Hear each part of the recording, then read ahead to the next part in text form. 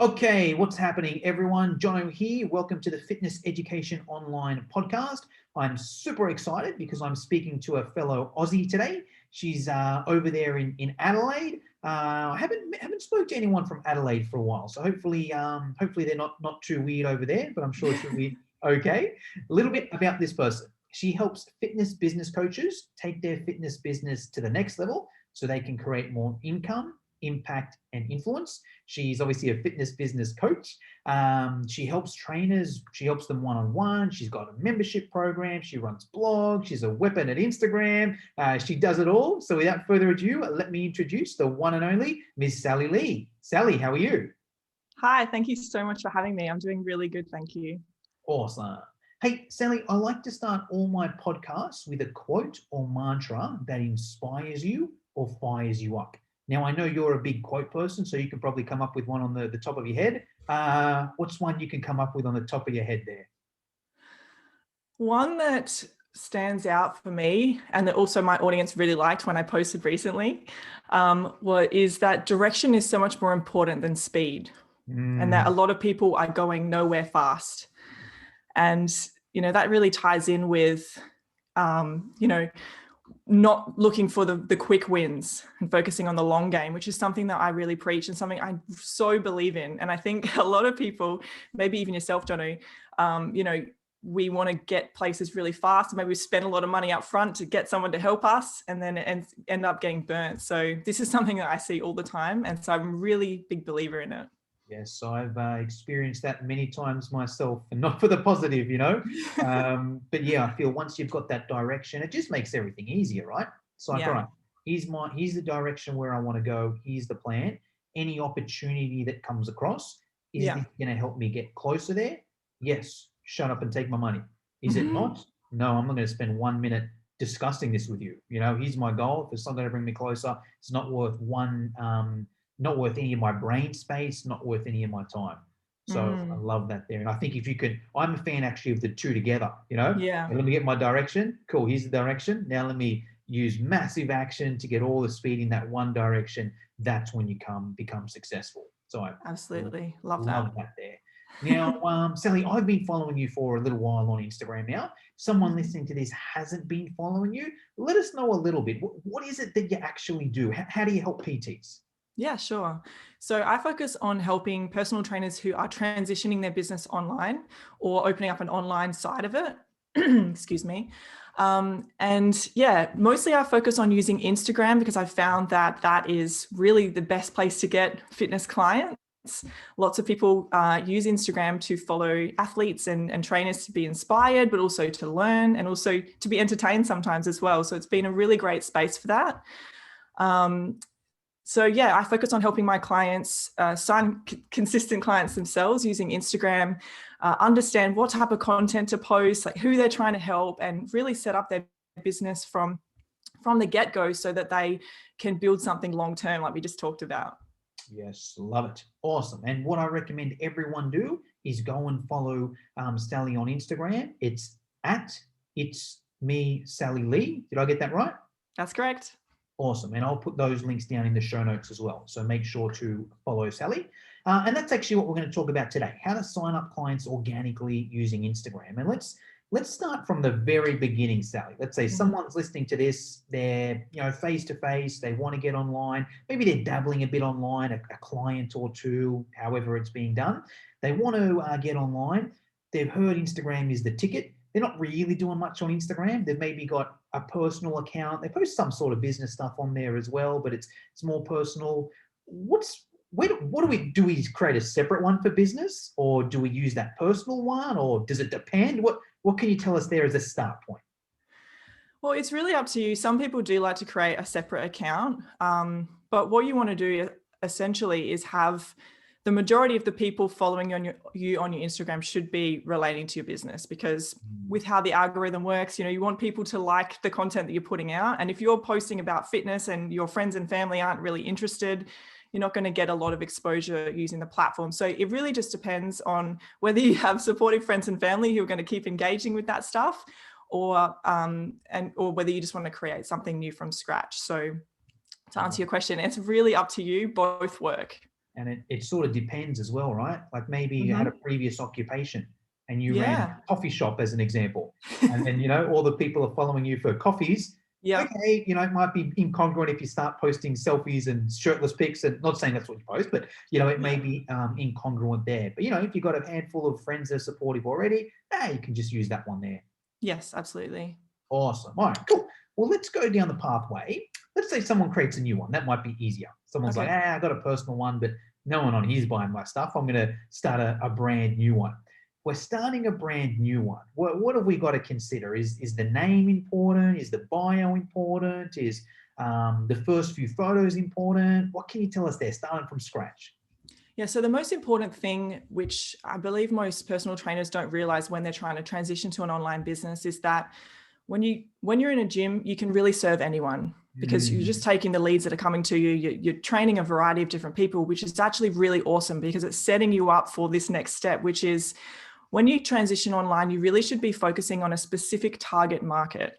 And a lot of people get afraid of this whole niching down thing. They don't want to have to turn anyone away, but that's not the purpose of that activity. The purpose of creating a target market is so that you can promote an offer that people are actually going to be attracted to.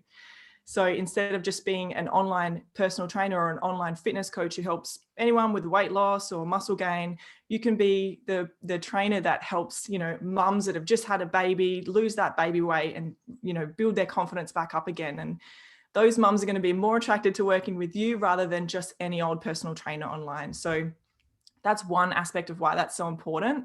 The other aspect of why that's so important is that if you know who you are trying to help, it makes creating content so much easier, because you're not sort of just throwing stuff and hoping something sticks.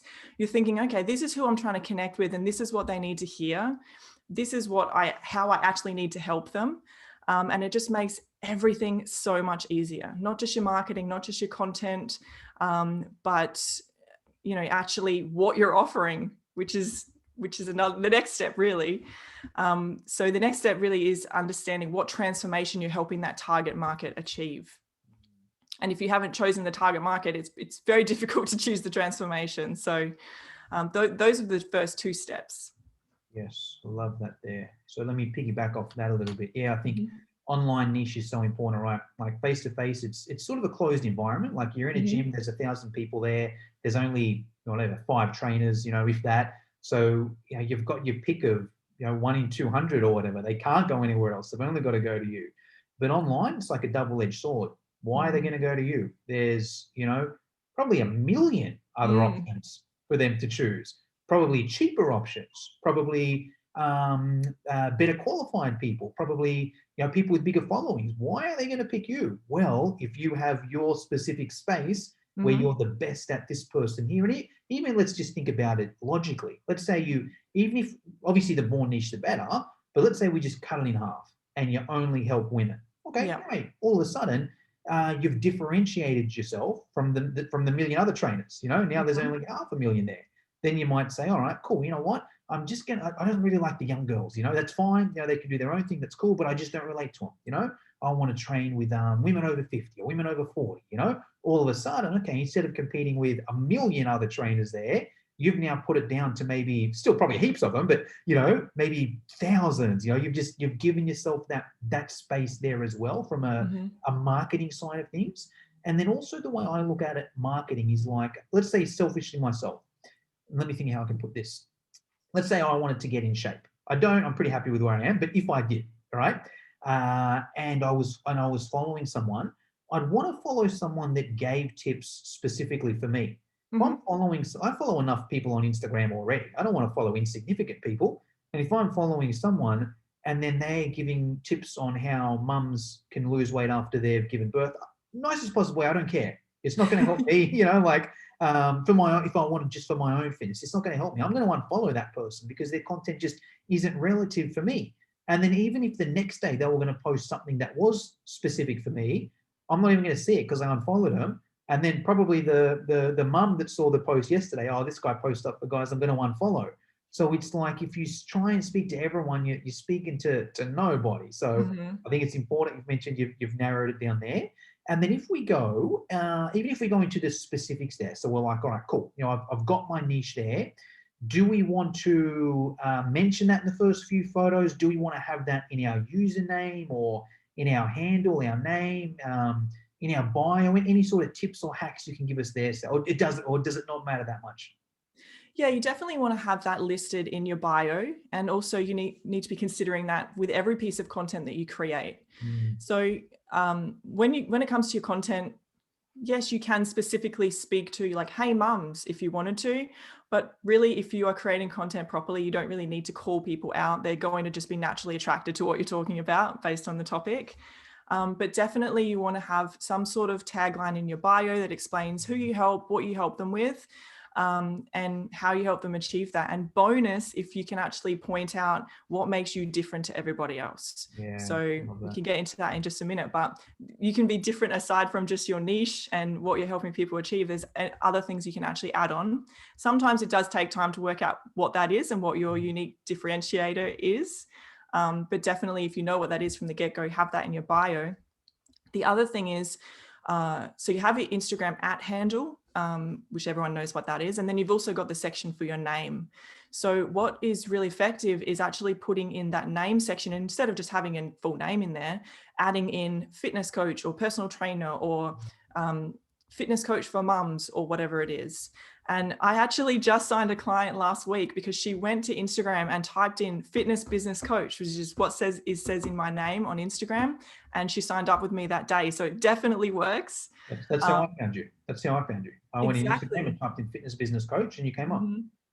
So absolutely, if you can have something in your name that you know people would likely search for, if they're just deciding on a whim, I'm going to go follow a fitness coach of some sort, then that will really help as well.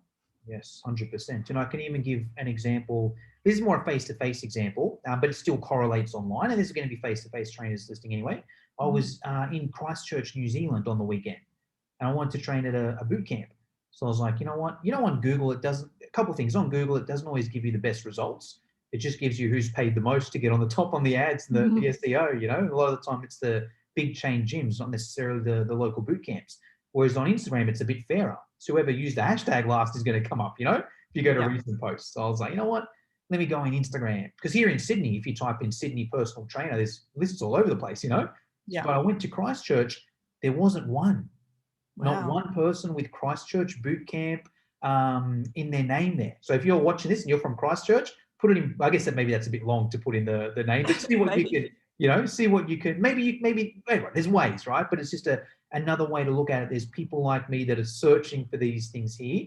It's proven with Sally. That's how we're on this podcast here. I wanted to find a trainer in Christchurch to use that system. Didn't work. So love that there.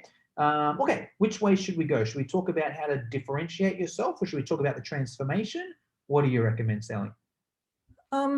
I think that the next thing really is to talk about is the offer, right? Okay. Because if you've chosen who you're helping, you're likely going to understand what they need if you've really done your work on choosing your target market. So you're going to know what transformation they need, and then you need to work out how to actually package it into an offer that's going to be irresistible to them.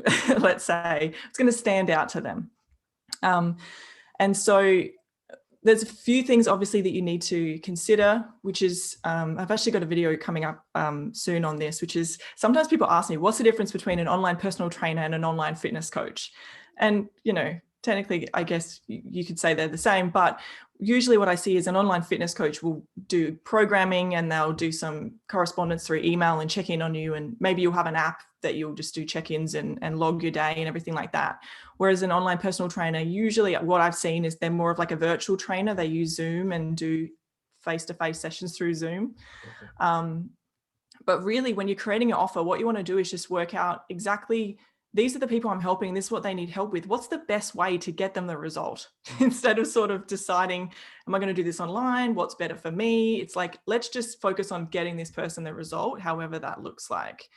And then obviously you've got to work out the pricing and the name and all this type of thing. But really, if you've got your target market, all of these things should be focused around what this person needs, where they're at, and what's going to get them the best results. And sometimes what I see when people create an offer is they're like, how much money do I want to make? Like, how involved do I want to be in this? And it's all about me. And what ends up happening is that you end up creating an offer that no one really wants except you. Love that. So yeah, that's what I'd Awesome. say about creating an offer. Awesome. Awesome. Let me piggyback off this. Let's have a discussion here because I love this topic. Yeah. One of my favorite quotes is from a guy, Zig Ziglar. Now, I should have Googled it because I'm probably going to butcher it, but I'll try my best. It's something along the lines of you can have anything you want in life if you just help enough people get what they want. Mhm. And I think that's super important in fitness. If you're just trying to be me, it's not really going to work. But if you can be like, all right, if I can put together the perfect offer for this demographic here, the money's going to come to me because I've got the perfect thing for these people. Why would they go anywhere else? So I think that's a good mindset to look at.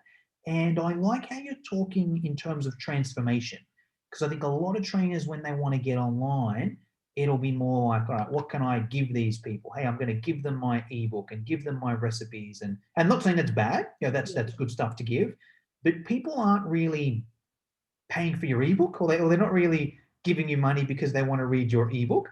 They're giving you money because they want the transformation. That's what you're selling. It's like, hey, you are here. I'm going to get you to here. How I get you there, that's sort of on me, but that's what we're selling there. I think that's an important thing to look at it. You don't just want to give people stuff. What's the transformation we're selling there? And then also about making it perfect for them. I'd love to get your opinion. Actually, I'll ask you first, Sally, what's the best way to give these people what they need or what they want? How do we sort of find this stuff out or how do we know what to put in there? Well, one of the things you can do is, first of all, just go directly to those people that you Yeah. know are in your target market and ask them. Yeah. The other thing would be to do some market research. And what you can do quite simply is just open up a spreadsheet on Excel or wherever and just start plugging away names of people that you found that are similar to you and they're targeting the same types of people. And just write as much information as you can about, who they're helping, what their offer looks like, what it involves, like how much they're charging, and write some extra notes about maybe the vibe you get off of them, the types of people that they're working with, and you'll because each trainer really does have a different vibe, for lack of a better term, right? And they're going to attract people based on their personality, their own values as well, which comes across a lot of time in content if you can be authentic like that. And so really doing market research helps so much. And what I've found is that initially when you get started doing this, it feels a bit icky looking at your competitors because you start to compare yourself and you're like, oh, there's already people out there. But once you get through the process, you realize, all right, there's a hole in the market here. Like, everyone else is charging like really high prices or really low prices, or they're all doing just this programming where they never actually speak to people face to face or through Zoom, and you find these holes or these gaps and you realize, all right, this is actually what I can use to stand out, right? Your unique differentiator, as we said before. And that is such a powerful exercise, and it's something that not enough people do. 100%. I think that's a great, I think everyone should at least have a look to start with, where it's like, okay, let me open up this sheet. Even if it's just 2 or 3 people, great. I'm going to have a look at these 2 or 3 people. Great. That's what they're doing. How can I come in and offer something slightly different? Because if you don't have that, you're sort of shooting yourself in the foot. It's like you're going to put something out there and someone's already doing it better and more affordable. Like it's tough. So I love that. And I love the conversations. I'm a huge fan of that myself, especially when starting off. What I see a lot of people do is, once again, it'll come back to the me, hey, I want to create an online program, so I'm going to do this, and this. And they'll work hard, they'll put together ebooks and videos and apps and channels and social media, and then they'll launch their thing and no one buys, and it's like such a waste of time, it's a waste of time, but also a waste of effort. It can be heartbreaking. It's like, man, I went all this effort and not one person bought. I'm a loser. I'm never going to do this again. You give up on life, it's hard. So, but if you did the research beforehand, what I like doing is, even if you just jump on a Zoom call or a phone, even if it's just 10, 20 people, you can do that in a day, book out 10, 15-minute slots one day and you have a conversation and just simply ask the questions, hey, Sally, I'm thinking of putting together this muscle building program for 18-year-old guys. Is that something you'd be interested in? If I speak to 10 people and they all say no, hey, I'm not even going to start working on that thing. I've got to find another way, But let's say they say, yeah, I definitely want that. Okay, sweet. Hey, here's what I'm thinking of putting in it. Would this interest you? Nah, I don't really want your ebook, man. All right. Would this interest you? Nah, I don't really want those vegetarian recipes. Okay, well, this interests you. Oh yeah, if you give me all these workouts to do at home, I'm in, you know? And then you can just see what people like and what they don't like, and just include the stuff they like and don't include the stuff they don't like. And that way, and also another one I think is price. Okay, right, Sally. So if I put this in a program, it's a 6-week program. You're gonna have, your biceps are gonna be bigger. You're gonna have an extra 2 kilos of muscle, and you can do in 3 hours a day. How much would you pay for that? Look, I'd pay $200. Okay, sweet. You know what your price is and what you're gonna sell at. And if you speak to 10, 20 people, you're gonna have an idea. Okay, this is what people like. This is what people don't like. This is the price they're gonna pay, and you're no longer guessing. It shouldn't be, I'll launch this and see what happens. You should have 20 people that are ready to buy. They're obviously not all going to buy, even if they said they did, because people are people, but if you've spoken to 20 people and they've all said, hey, if you put together a program like this at this price here, I would buy it. Well, you send out that email to those same 20 people. Some of them are going to buy, but also they're just a smaller percentage of the bigger market anyway. So you've probably got more than 20 people on your list anyway. If you're getting that program, even if there's someone that didn't directly speak to you on that initial Zoom, they're going to get that email, see what's in there. Oh, yeah, this is pretty good, and sign up that way there. So yeah, I love absolutely. that there. Can I just add to that? Just wanted to add to what you just said. If you're asking people for their opinion on whether they would buy something and so on, just make sure they're actually the people that you want to sell to. Because a lot of the time we ask our friends and families for advice and they tell us, yeah, it's great, but they would actually never buy and it's not made for them. So make sure you're speaking to the right people. And you back to what you said about guessing what people want. I was speaking to a lead recently and she was saying that this other coach had told her that, you should be offering 3 sessions a week and this is the total price and this is how much you should be making per week per client. And so she was trying to build her business that way. And what happens is you're like, okay, this is what I want. All right, now who can I find that's going to want it? Rather than saying, who can I work with? All right, what do they need? I'm going to make it for them. So it's just twisting it back around the other way. 100%. And I'll piggyback off the sale, the price thing as well. Because even this is what I found. Even if that person is your ideal person, they might tell a little white lie to your face because they don't want you to feel bad, or they might do it in a few different ways. They might be like, oh yeah, you could definitely charge $500 for that. Now that's different to saying I would pay $500 for that. Saying you could definitely charge that, or yeah, it's definitely worth $500. They're not saying they pay $500. They're saying, other people might say that, or yeah, I've seen other people sell these things for $500. So the way I like to do that is, right, what about yourself? Sally, if you were to sign up right now, no excuses, no check with your partner, no think about it. What would be the no-brainer price that you would pay right now? And then if you say $300, I'll be like, okay, great. Well, I've got it ready here. Do you want me to give it to you for $300? Whether I sell it or not is a different thing. But if you say no there, I'll be like, well, you just told me you would no-brainer. What's your no-brainer right now? And then you actually get a real answer there. So I think that's important. Awesome. All right, cool. So we've got our target market. We've got the transformation. We've put our offer together. We've maybe even got something we do a little bit different. How do we get it out there, Sally? We've got 5 friends following us on Instagram. How do we actually get people to see this? Yeah, so this is what I call outreach, right? So, and some people just call it engaging, but what I like to do is this is why it's important to know who your target market is, so you can work out who you want to reach. And you can reach these people 2 main ways, really, through Instagram. Obviously, your content will do some of the work. People will stumble across it, which is great, but you can't rely on that. So in the early stages, you don't have money for ads or anything like that. So what you want to do is spend time doing 2 things. And I recommend doing this for 15 minutes a day minimum. You can either go under the hashtags that your target market would be using on their posts and find them that way. And what I usually do is I'll just go through and open up like a whole bunch of tabs on my computer of different people's posts, go onto their account, see if they're the right type of ideal client, right, target market for me, and just leave a couple of likes on their posts. And if I feel inclined to, I could leave a comment. And I just do that for 15 minutes a day and move on.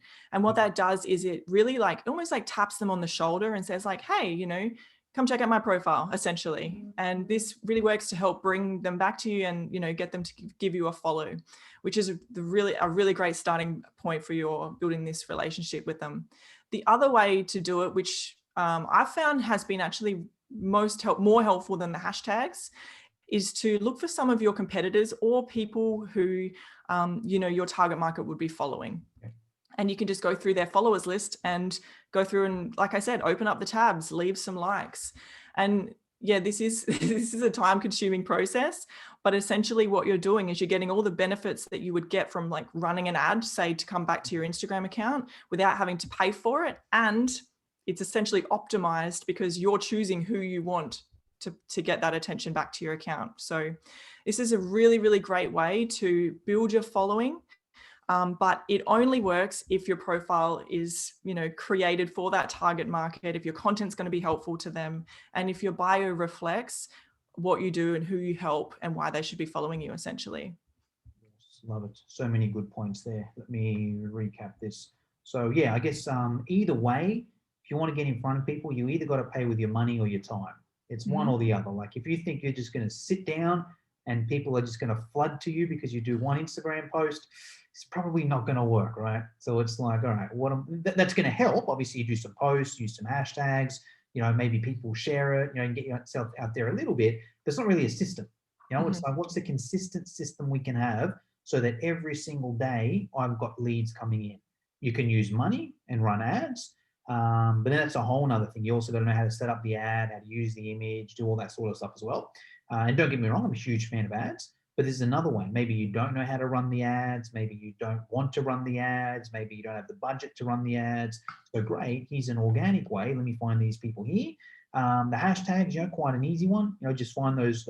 And I think what's important there is the hashtags that your ideal people would use, not necessarily what you would use yourself. It's what your ideal people would use because they're the people you want to get in front of.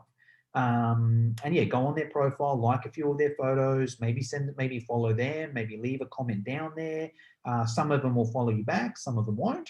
If you've got your profile optimized, it's going to help, because there's some people that probably just won't follow you no matter what, They're just like, I'm not going to follow this person, whatever, But there's some people, I think especially a comment, because you don't usually, especially if that person doesn't have a big account, they don't get many comments, So if they get a comment, especially if your name is, Sally Lee, fitness trainer for mums, and they're a mum that's looking to lose weight. Oh, who's this Sally Lee fitness person that's commented on my thing? Let me click on their thing. Oh, here are some good posts. I'm going to like this. I'm going to comment on this. Oh, there's some free thing in the bio. I'm going to click there and bang, she's a lead that way there. And then same thing with the followers, find accounts that other people will follow. What I like to do here, I'm a bit scared if it's a direct competitor because I don't want to cause too much conflict there. I think it works well if it's not a direct competitor. It's like it's a similar audience, but not a direct competitor. I think that works fine. I think it's okay if you're liking the photos and commenting because fair's fair. It's Instagram. That's what it's for. If you don't want me to like your photos and comment, put your thing on private, right? So I think it's okay that way there as well. Yeah, I love those tips there. So great. We do that. People start to follow us. Now, how do we go from a follower to money in the bank? What do we do there? Yeah, so there's two things really. One, you want to make sure that obviously your content is optimized and it has a purpose. A lot of people just put content out for the sake of just having something there because they know they should post. Yeah.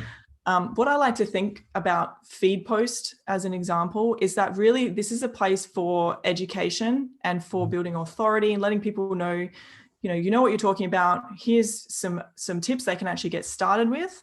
And then I focus Instagram stories around actually getting them to know, like, and trust you, because people pay actually a lot more attention to Instagram stories, I've found. So I focus, There you go. I focus Instagram stories around like sharing a bit of your personal life as well as sharing testimonials. I always tell my clients, put your testimonials on your story because people are paying attention there.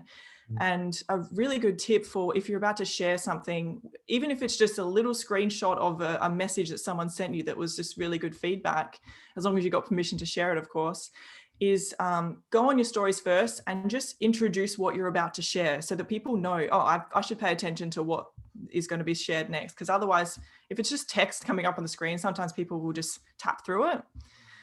And then follow up any of your feedback or testimonial posts with actual promotion for your offer, which is one piece that so many coaches forget to do. You post about, you post online, post your content, but never actually promote what you're selling. And so, yeah, I think that's really important. And I think now transparency is really important too. A lot of people are afraid to share their prices or share what's involved in their coaching because they have this idea that, I want it to sort of be a secret so people will reach out to me and then I'll be able to get them on the call and this, that, and the other. But actually people really love transparency. If you can overcome some of the objections before they even chat to you, why wouldn't you? So yeah, that's something that's really, really helped my clients get more clients themselves, is on the story, introduce that you're about to share some awesome feedback you got from a client, share it, and then share what your offer is and ask people to message you if they want to find out more. And it's really simple when it works. Well, it's simple, but there's a lot of simple things, but I think a lot of people don't do, right? Even just the sharing that testimonial.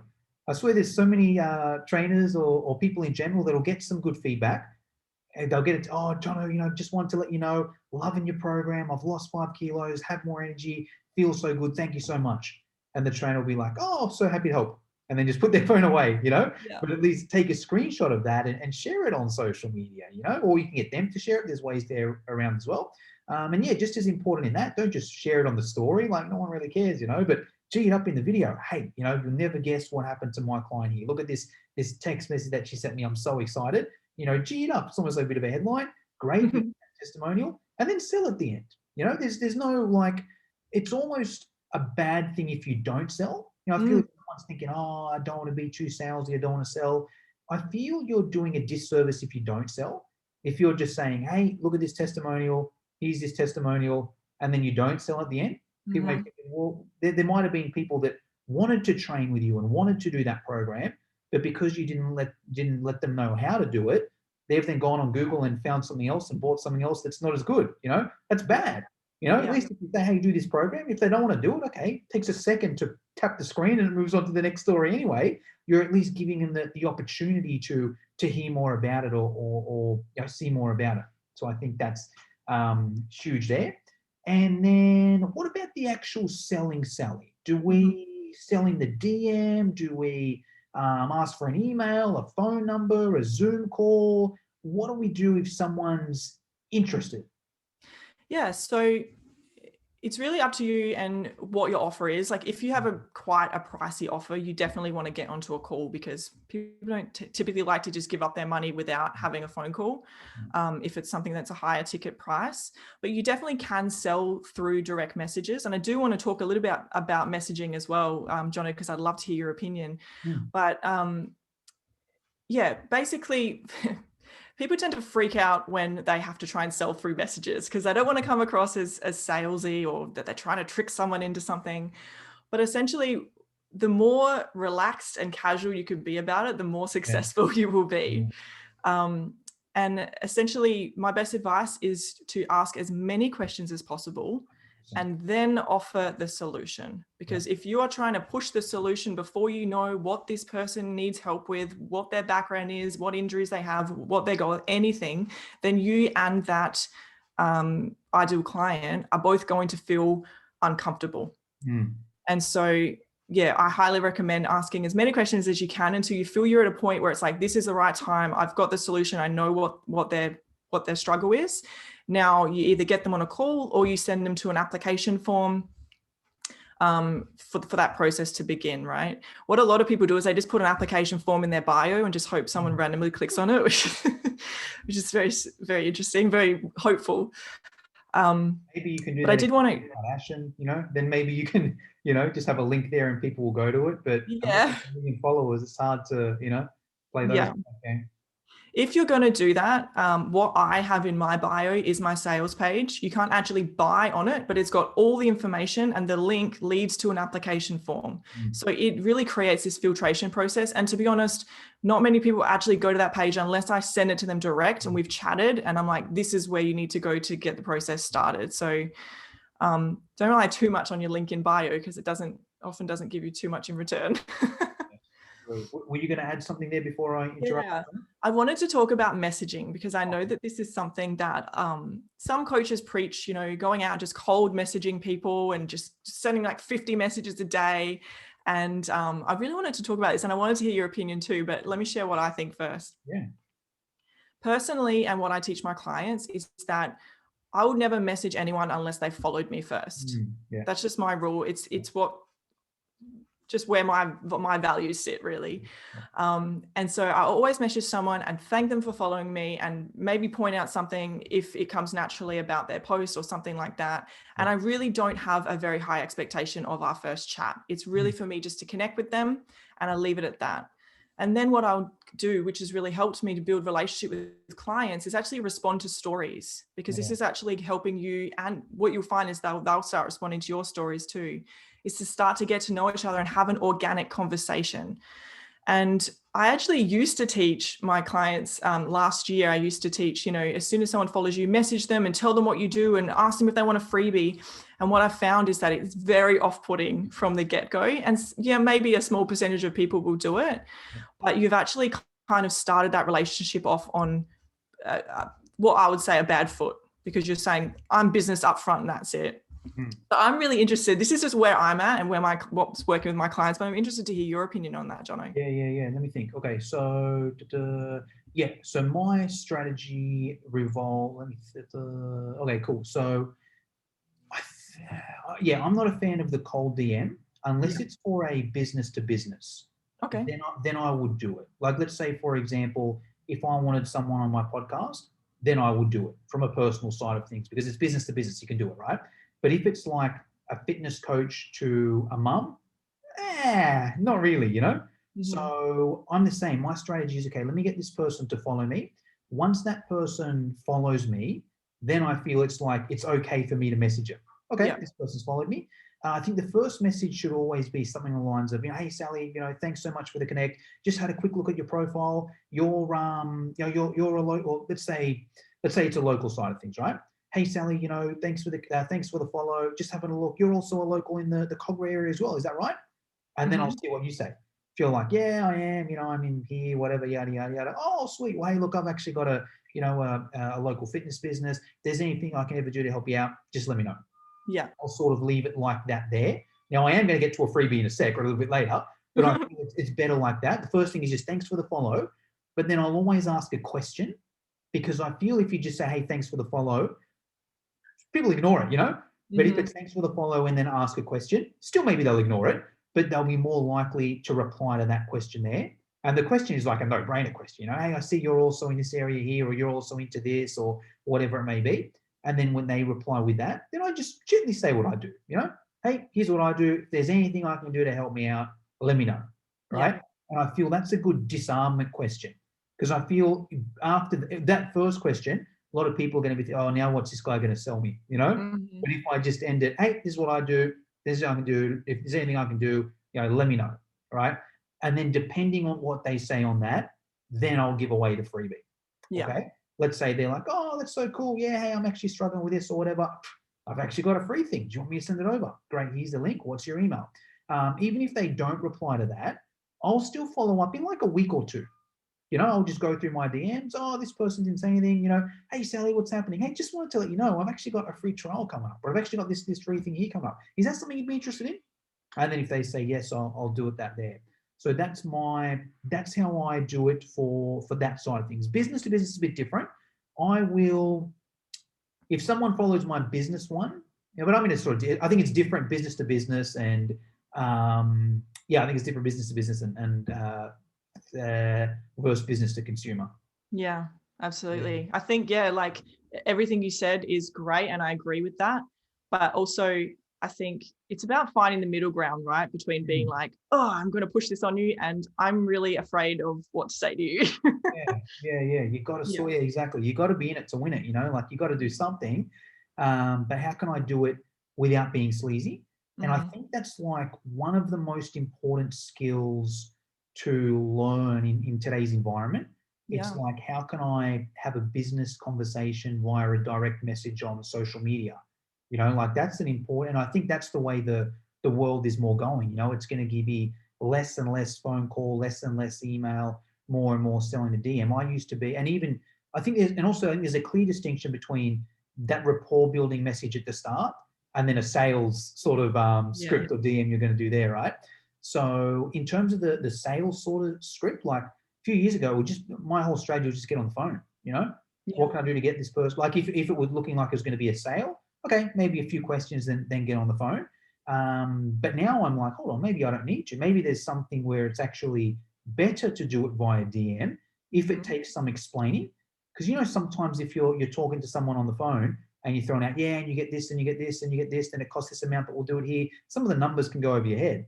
But if it's all written down in the DM, and not in one long message, you spread it out or whatever, but it's like, it's clearer for the person to see, oh, okay, yeah, that's exactly what I'm getting. Okay, that makes sense there. So I think that is an important skill. And in saying that, I think it does come from, like, I'm very comfortable selling via a direct message, but only because I've spent years and years selling over the phone.